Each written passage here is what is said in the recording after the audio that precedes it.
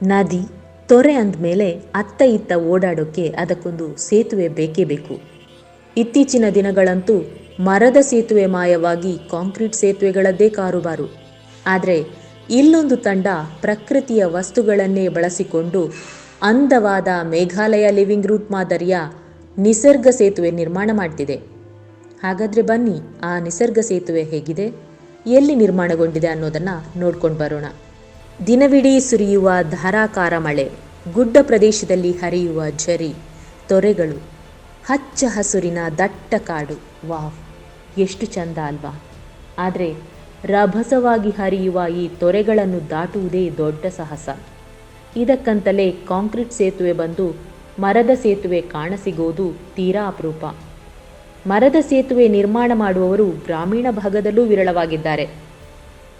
Concrete ಕಾಡುಗಳಿಂದ ನಶಿಸಿ ಹೋಗುತ್ತಿರುವ ಗ್ರಾಮೀಣ ಭಾಗದ ಸೌಂದರ್ಯಕ್ಕೆ ಹೊಸ ರೂಪ ನೀಡಿ ಮರದ ಸೇತುವೆ ನಿರ್ಮಾಣ ಮಾಡುವ ಗ್ರಾಮೀಣ ಕೌಶಲವನ್ನು ಉತ್ತೇಜಿಸುವ ಉದ್ದೇಶದಿಂದ ಉಡುಪಿ ಜಿಲ್ಲೆಯ ಕಾರ್ಕಳ ತಾಲೂಕಿನ ಮಾಳ ಮಣ್ಣಪಾಪು ಮನೆ ಹಾಗೂ ಪ್ರಾಚಿ ಪ್ರತಿಷ್ಠಾನ ವತಿಯಿಂದ ಸೇತುಬಂಧ ಎನ್ನುವ ಅಭಿಯಾನ ಶುರು ಮಾಡಿ ಗ್ರಾಮೀಣ ಭಾಗದ ತೊರೆಗಳಿಗೆ ಮೇಘಾಲಯ ಲಿವಿಂಗ್ ರೂಟ್ ಮಾದರಿಯ ನಿಸರ್ಗ ಸೇತುವೆ ನಿರ್ಮಾಣ ಮಾಡುತ್ತಿದ್ದಾರೆ.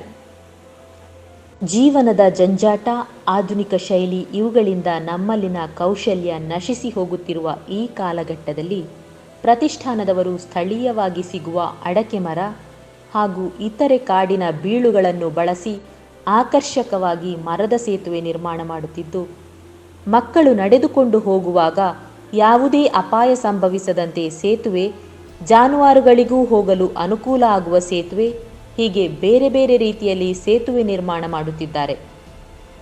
ಸದ್ಯ ಮಾಳ ಪರಿಸರದಲ್ಲೇ 30 ಅಡಿ ಉದ್ದ ಹಾಗೂ 3 ಅಡಿ ಅಗಲದ 2 ಸೇತುವೆ ನಿರ್ಮಾಣ ಮಾಡಿದ್ದು, ಅವಶ್ಯಕತೆ ಇದ್ದವರು ತಿಳಿಸಿದರೆ ಅವರಿಗೂ ನಿರ್ಮಿಸಿಕೊಡುವ ಇಚ್ಛೆ ಹೊಂದಿದ್ದಾರೆ. ನಾನು ಪುರುಷೋತ್ತಮ ಅಡವೆ ಅಂತ, ಮೂಲತಃ ಉಡುಪಿ ಜಿಲ್ಲೆಯಲ್ಲೂ ಈಗ ಮಾಳ ಇಂಥ ಈ ಒಂದು ಊರಿಗೆ ಬಂದು, ಸುಂದರ ಪರಿಸರದ ಊರಿಗೆ ಬಂದು ನೆಲೆಸ್ತಾ ಇದ್ದೇನೆ.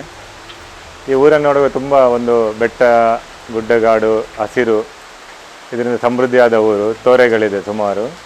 ಹಾಗೆ ಇಷ್ಟೊಂದು ಪ್ರಕೃತಿ ಸುಂದರವಾದ ರಮಣೀಯ ಸ್ಥಳದಲ್ಲಿ ಒಂದು ಸ್ಥಳವನ್ನು ಖರೀದಿಸಿಕೊಂಡು ಆ ಹಳ್ಳಿಯ ಒಂದು ಕೌಶಲ್ಯ ಉಳಿಸ್ಕೊಂಡು ಇಲ್ಲಿ ನೆಲೆಸಬೇಕಂತ ಬಯಸಿದ್ದೇನೆ.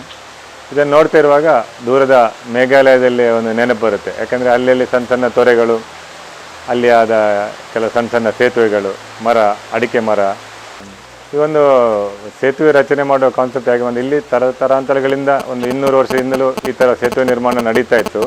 ಇತ್ತೀಚೆಗೆ ಈ ಹಿರಿಯರು ಮಾತ್ರ ಇರ್ತಾರೆ. ಯಾಕಂದರೆ ಯುವಕರೆಲ್ಲ ಪೇಟೆ ಪಟ್ಟಣಗಳಿಗೆಲ್ಲ ಹೋಗಿ ಈ ಹಳ್ಳಿಯಲ್ಲಿ ಸುಮಾರು ಬೇಕುವಂಥ ಜನಸಂಖ್ಯೆ ಕಡಿಮೆ ಆಗ್ತಾ ಇದೆ. ಅಂಥ ಸಂದರ್ಭದಲ್ಲಿ ಈ ಥರ ಮಳೆಗಾಲದಲ್ಲಿ ಒಂದು ನದಿಯನ್ನು ದಾಟಲು ಸೇತುವೆಗಳ ನಿರ್ಮಾಣ ಮಾಡುವ ಒಂದು ಕೌಶಲ್ಯ ಕೂಡ ಕಡಿಮೆ ಆಗ್ತಾ ಬಂತು. ಒಂದು ಕಾಲದಲ್ಲಿ ತುಂಬ ವಿವಿಧ ಮಾದರಿಯ ಸೇತುವೆಗಳನ್ನು ಮಾಡ್ತಾಯಿದ್ರು. ಅದನ್ನು ನೋಡಿದ್ರೆ ನನಗೆ ನಮ್ಮ ಒಂದು ಪ್ರಾಚಿ ಅಂತ ಸಂಸ್ಥೆ ಇತ್ತು.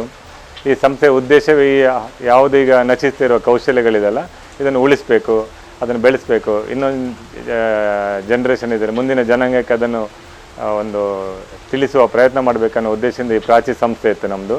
ಅದರ ಮುಖಾಂತರ ಯಾಕೆ ಈ ಬ್ರಿಡ್ಜ್ಗಳನ್ನು ನಾವು ನಿರ್ಮಾಣ ಮಾಡಿಕೊಂಡು ಜನರಿಗೆ ಸಹಾಯ ಮಾಡಬಾರ್ದು ಅನ್ನೋ ಉದ್ದೇಶ ಬಂತು. ಹಾಗಾಗಿ ನಾವು ಒಂದು ಸೇತು ಬಂಧ ಅಂತ ಒಂದು ಅಭಿಯಾನ ಅಂತ ಮಾಡೋಣ ಅಂತೇಳಿ ಪ್ರತಿ ಭಾನುವಾರ ಮತ್ತು ಶನಿವಾರ ಭಾನುವಾರ ನಮ್ಮ ತೋಟದಲ್ಲಿರುವ ಕೆಲಸಗಾರರು, ಅಂದರೆ ಅವರು ತುಂಬ ಒಳ್ಳೆಯ ಕುಶಲಕರ್ಮಿಗಳು, ಅವರನ್ನು ಕೂಡ ಬಳಸ್ಕೊಂಡು ಅವರಿಗೆ ಒಂದು ಆರ್ಥಿಕವಾದ ಸಣ್ಣ ಸಹಾಯವನ್ನು ಮಾಡಿಕೊಂಡು ಈ ಒಂದು ಸೇತುವೆ ನಿರ್ಮಾಣವಾದರೆ ಇದಕ್ಕೆ ಏನು ಅಂಗಡಿಯಿಂದ ಅಥವಾ ಪೇಟೆಯಿಂದ ವಸ್ತು ತಂದು ಮಾಡಬೇಕಂತಿಲ್ಲ. ನಮ್ಮಲ್ಲೇ ಬೇಕಾದಷ್ಟು ಅಡಿಕೆ ಮರಗಳಿದೆ, ಬೀಳಲಿದೆ. ಈ ಒಂದು ಮರಗಳು ಸಾಯ್ತಾ ಇರ್ತವೆ ವರ್ಷಕ್ಕೆ ಒಂದು ಸುಮಾರು. ಆ ಮರವನ್ನೇ ಬಳಕೆ ಮಾಡಿಕೊಂಡು ಈ ಥರ ಒಂದು ಬ್ರಿಡ್ಜ್ ನಿರ್ಮಾಣ ಮಾಡುವ ಒಂದು ಪ್ರಯತ್ನ ಮಾಡುವ. ಮುಂಚೆ ಮಾಡ್ತಾಯಿದ್ದು, ನಾವೇನು ಹೊಸದಾಗಿ ಮಾಡೋದಂತಲ್ಲ, ಮತ್ತು ಆ ಒಂದು ಕಲೆಯನ್ನು ಮುಂದುವರಿಸ್ಕೊಂಡು ಹೋಗುವ ಅಂತ ಹೇಳಿಕೊಂಡು ಈ ಒಂದು ಅಭಿಯಾನ ಥರ ಮಾಡಿದೆವು. ನನ್ನ ಹೆಸರು ಶ್ರೀನಿವಾಸ್ ಮೇರ್ ಅಂತ.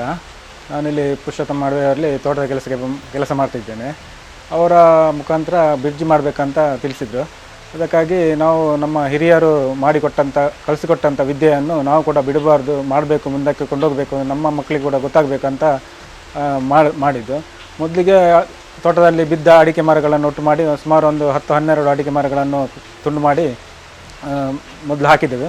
ಆದಮೇಲೆ ಕಾಡಿನಿಂದ ಈ ತೋಟದಿಂದ ಕೆಲವು ಬಳ್ಳಿಗಳನ್ನು ತಂದು ಮಾದೇರ ಬಳ್ಳಿ ಮತ್ತು ಮನೆ ಬಳ್ಳಿ ಅಂತ ಒಂದು 2-3-4 ಜಾತಿಯ ಬಳ್ಳಿಗಳನ್ನೆಲ್ಲ ತಂದು ಅದಕ್ಕೆ ಕಟ್ಟಿ ಎಲ್ಲ ಇಲ್ಲಿ ತೋಟ ಕಾಡಿನಿಂದ ಸಿಗುವ ಎಲ್ಲ ಇದರಿಂದ ನಾವು ಮಾಡಿದ್ದು.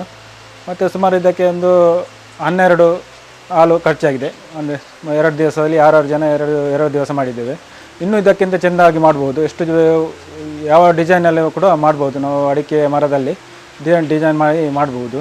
ಒಟ್ಟಾರೆಯಾಗಿ ಕಾಂಕ್ರೀಟ್ ಸೇತುವೆಗಳೇ ಹೆಚ್ಚಾಗಿರುವಾಗ ಪ್ರಾಕೃತಿಕವಾಗಿ ಸಿಗುವ ವಸ್ತುಗಳನ್ನು ಬಳಸಿ ಸೇತುವೆ ನಿರ್ಮಾಣ ಮಾಡಿದ್ದುದರಿಂದ ಗ್ರಾಮೀಣ ಕೌಶಲಗಳು ಬೆಳೆಯುವುದರ ಜೊತೆಗೆ ನೋಡುವುದಕ್ಕೂ ಆಕರ್ಷಕವಾಗಿ ಕಾಣುತ್ತೆ.